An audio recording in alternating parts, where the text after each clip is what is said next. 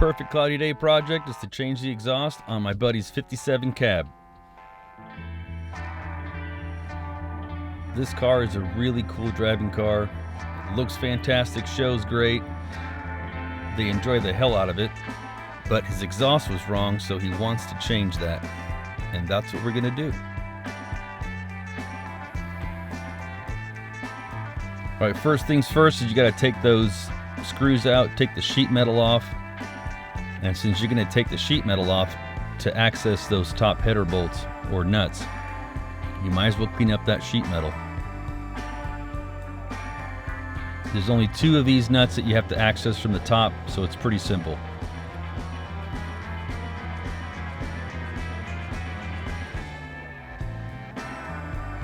Damn washer. Make sure you check the surrounding areas for safety. So this exhaust is wrong. It sits too low. It's actually not the right model muffler for it. It's got that curve, and since it sits so low to the ground, whenever you take it out of the trailer, it's constantly rubbing. And you finally had enough of it. You gotta take the 2 flanges off.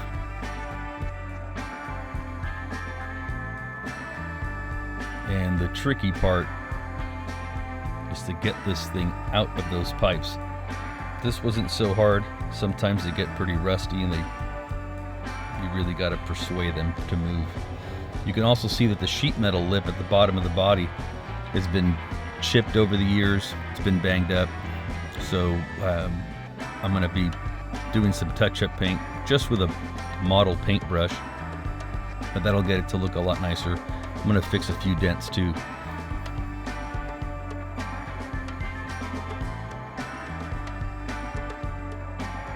See, the pipes fit flat onto the muffler body, where the old one has that curve that's been welded. And anyway, it just didn't look right, didn't sit right. This is going to be much better.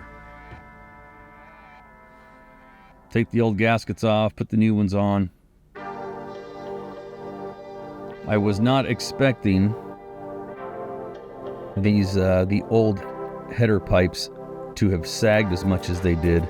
It's about a 1/2 inch, so I had to get my little aid, my exhaust holder, and it's got a little foot pedal and allows you to push it up while you're working on it. It's a huge advantage to have that thing.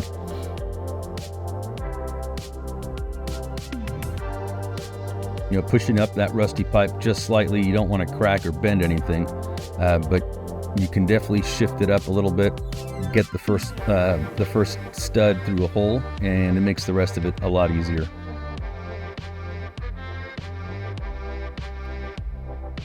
Get your nuts in. Don't forget the washer. I have already slipped the new pinch clamps on there. Kind of help me guide how far back it's supposed to go. At the same time, what I didn't film here is making sure that it didn't touch the body.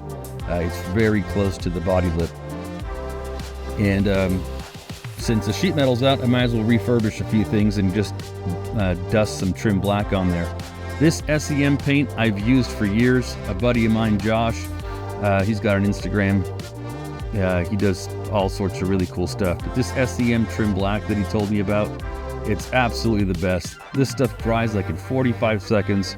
You can spray over the paint you just sprayed 2 weeks ago, and you literally cannot see it. It's the perfect satin black. I'll put a link to that on the bottom. It's awesome, and it's really nice that you can actually buy it on Amazon now. So reinstalling the nut on the other side, putting the washer on, torque everything down. Don't forget to tighten all your bolts. And I went ahead and wiped down this sheet metal. And a pet peeve of mine is when you work on Porsches and the sheet metal has this rubber gasket, and there's 2 of them. One is supposed to go below the sheet metal and one goes above the sheet metal in the engine compartment. It's supposed to sandwich, but it is a pain in the butt. Although it should be done correctly, that's why they put it there. And it's pretty satisfying once you've suffered to try to get that thing in. Sometimes it's easy to spread it first before you install the sheet metal. Other times you suffer through it and you poke it through, pull it. I've used a rope, a string, sort of like a windshield gasket install. Heater pipes go back in. I leave them loose since the flaps have to go in there and you want to adjust everything so it doesn't bind when you use it. You got to look underneath the car and make sure they slip into the boxes. Attach your hardware, but keep it loose so that you can adjust all that stuff.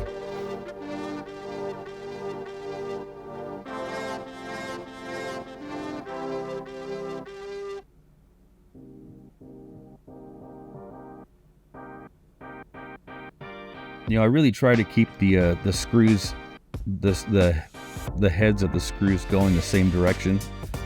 Little OCD, but when you open the engine compartment and everything's uniform and everything's pointing the same direction, it just looks a lot nicer. You get a little bit of acetone, try to clean all this stuff up, and I'm just grabbing some touch-up paint that my buddy gave me that's for his car. And I don't normally like to use a brush to touch stuff up, but it's just the very, very bottom. I end up sanding this down and just buffing it a little bit. I didn't record that since I did it late at night, but the end result was big difference.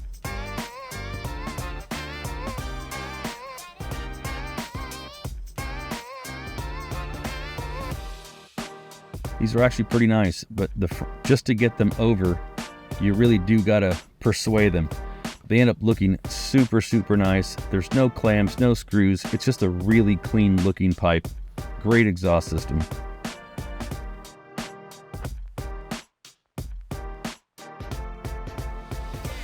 All right, the ashtray. It's one of the things that Greg wanted to change or update or make correct on this car is that ashtray. When he got the car, it had a chrome face, and it's supposed to be body color. So since he shows it, he wanted it to be correct, and so I'm sandblasting it, or actually, pardon me, media blasting it. And what I'm using is a garnet.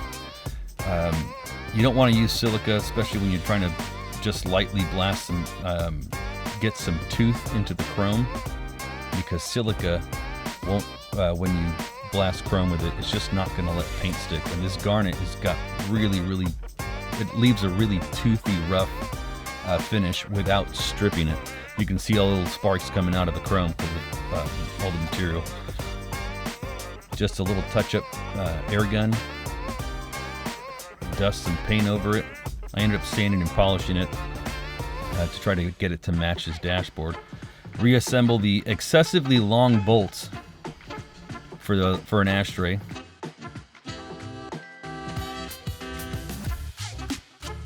So much better than the chrome. You know, this car ended up looking really nice. It was already nice to begin with. I just cleaned some things up, like the gauge bezels and things like that. But I must note, look at those headlights. Greg told me that those are OEM 50s glass, which is super cool. I think the rings are too. I don't know if they were new old stock or somebody replaced them. Oh man, they just look great. Horn button looks good, gauge cluster looks good, dash looks fantastic. This is going to be an awesome car to go cruise around in. Those pipes look perfect, the tips look great, they're super close. It's the right exhaust system for it. The beehive taillights. What a great little car. Anyway, that was it. I think Greg and his brother are going to enjoy this thing. These are some of the things that I really love to do for folks, is if I can work on something cool like this, it's just a pleasure.